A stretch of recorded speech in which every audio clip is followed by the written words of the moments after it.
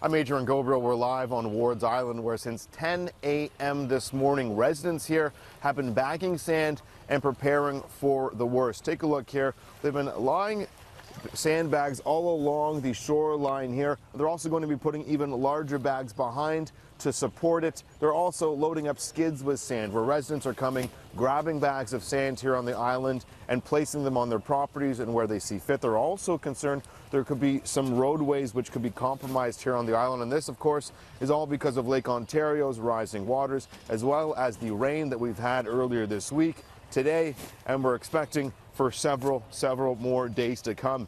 And when it comes to the mainland right over here behind me, it could also be a little bit of a headache for residents, where City News has learned that we could have flooding on both the Bayview Extension as well as on the DVP. What are the chances Bayview is underwater?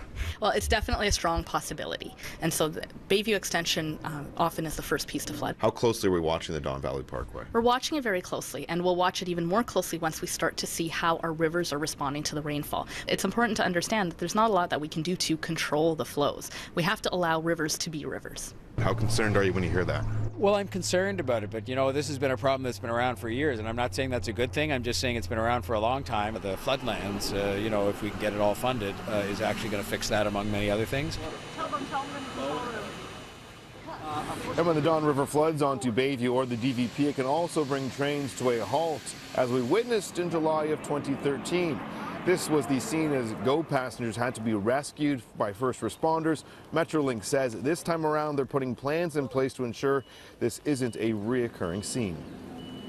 If you get extreme weather like we're getting right now with the water, we could have flooding and we may have to reroute that train. We have developed a different route that we can take in the event of flooding on that corridor.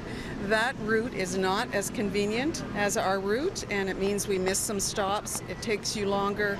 So it's not ideal, but at least we can get the bulk of people home.